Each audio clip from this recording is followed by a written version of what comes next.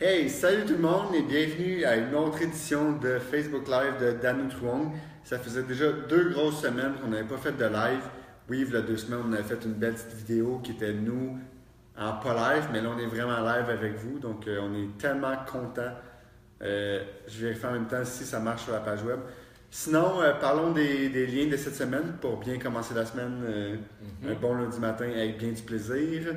Mais avant tout ça, j'espère que vous avez eu le temps de voir notre guide sur les chatbots. À vrai dire, on a infesté la page de liens de chatbots la semaine dernière. Sinon, vous avez encore la chance. Peut-être pas pendant que vous nous écoutez, mais sinon, l'adresse, c'est le m.me/danutruong. Dans le fond, sinon, juste aller sur notre page Facebook, puis vous allez voir, il y a un lien, et faire message, puis vous allez pouvoir nous écrire avec le chatbot. Je vais en parler un peu vite fait. Chatbot, beaucoup de monde sont allés sur la page puis ils nous chattaient genre c'est quoi la météo. Mais tu sais, le chatbot, c'est pas exactement ça. C'est pas un robot. Oui, c'est un robot, pardon, mais c'est pas quelqu'un d'intelligent. C'est nous qui dit quoi dire. Donc, allez pas l'essayer en demandant c'est quoi la météo, il saura pas quoi vous dire. Mais regardez le menu, il y a déjà un menu prédéfini de questions que vous pouvez lui poser. Mais c'est pas le temps de demander c'est quoi la différence entre CPC et CPM. Là. Il n'est pas si intelligent que ça. Non, c'est ça. Puis je pense aussi que le fait que les gens posent des questions un petit peu random, parce qu'ils s'attendent à ce que ce soit une forme d'intelligence artificielle. Mais un chatbot, c'est pas vraiment une intelligence artificielle. Là. Ça apprend pas au fur et à mesure que tu lui parles. C'est configuré pour répondre à certaines questions précises. Donc, c'est peut-être ça qui a fait en sorte que les gens pensent vraiment que tu peux dire n'importe quoi puis qu'il va te répondre avec la vérité à toutes les fois. Là. Exactement. C'est pas vrai. Vous allez voir, il va tout le temps vous dire « Je n'ai pas compris la question ». Sinon, justement, le premier lien de la semaine qui est vraiment directement en lien, le founder, la personne qui a créé WordStream, Larry Kim, a quitté WordStream pour créer une compagnie de marketing bots. Des bots de marketing, pardon. Donc, c'est vraiment intéressant parce que non seulement c'est en lien avec le sujet, mais ça veut dire jusqu'à quel point il y a de l'avenir là-dedans. Mais le temps nous dira, mais il y a des personnes comme Larry Kim qui ont une compagnie super bonne de AdWords, a lancé une compagnie de chatbot, de bot mobile, de bot marketing. C'est vraiment juste ça qu'ils font. WordStream, c'est de l'optimisation pour du pay-per-click, en fait. Oui, exactement. Puis ça, il y avait 200 personnes qui travaillent là, 10 000 clients, puis il a décidé de quitter ça pour créer une entreprise de marketing bot. Sinon, deuxième lien, un lien sur le contenu marketing qui est un peu en lien, qui dit quels sont les différents types de contenus que vous pouvez faire puis lesquels qui peuvent apporter le meilleur retour sur investissement. J'ai pas grand chose à dire là-dessus. C'est par Neil Patel, le fameux Neil Patel. Puis l'article, honnêtement, il est vraiment intéressant parce qu'il y a beaucoup de contenu. Donc, vous irez lire ça. Ensuite, écoutez, Facebook Messenger a lancé les alertes de mention et les réactions aux emojis. C'est quoi ça? Ben, c'est un peu la même chose. J'ai pas mon téléphone parce qu'il est là. Les réactions emojis, c'est un peu la même chose dans iMessage. Que tu peux, quand dans iMessage, tu tiens ton doigt sur un message, tu peux ajouter quelque chose qui va en lien avec ça. Par exemple, dans iMessage. Dans iMessage. Mais le Messenger va l'ajouter. Ah ouais? Ouais, à voir. Mais honnêtement, moi je chatte pas beaucoup, je parle juste à ma blonde. Mais. Regarde, c'est ici, là. Ouais. Il est déjà là. Tu peux-tu montrer à la caméra? Ouais, là, on peut voir que je vais essayer de prendre un message qui est pas.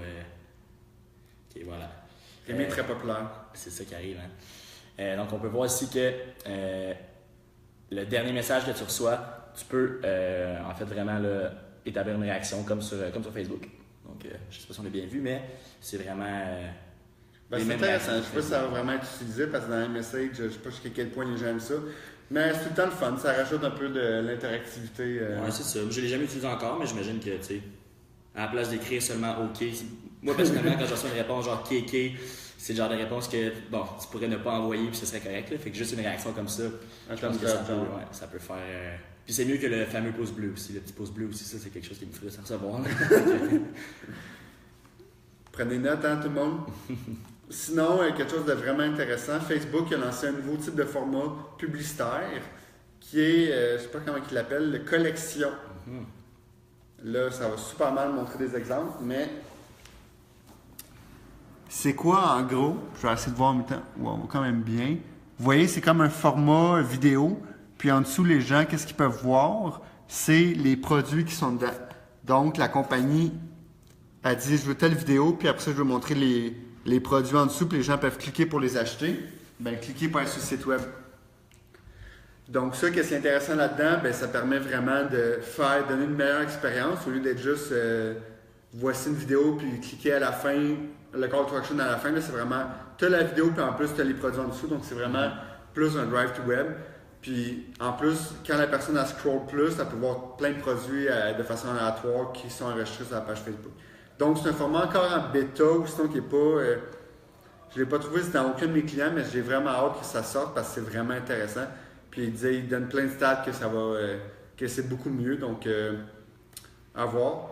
Finalement, dernier lien qui est, honnêtement, qui est 10 jours au lieu de dans la dernière semaine. Avast au UK, Avast Group en Angleterre, a arrêté toutes les dépenses sur Google et YouTube. Pourquoi? Parce qu'ils font plus confiance à Google, ils font plus confiance à YouTube, entre autres, pas tant pour la mesure, mais sur où est-ce que ça apparaît.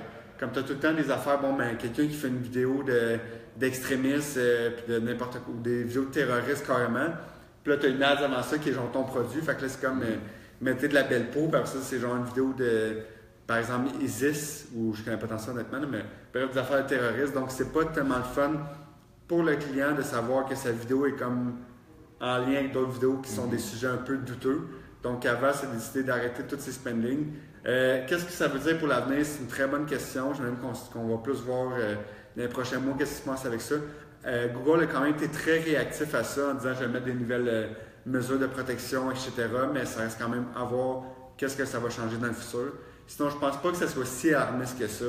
C'est sûr qu'il y aura toujours des cas, puis toujours des tu sais, un peu, à la base, c'est du dynamique. Tu sais, c'est dynamique comme positionnement de publicité. Comme si on voit un article d'un avion qui a crashé, puis ça parle d'avion, ben ça se peut que ta publicité d'avion soit là.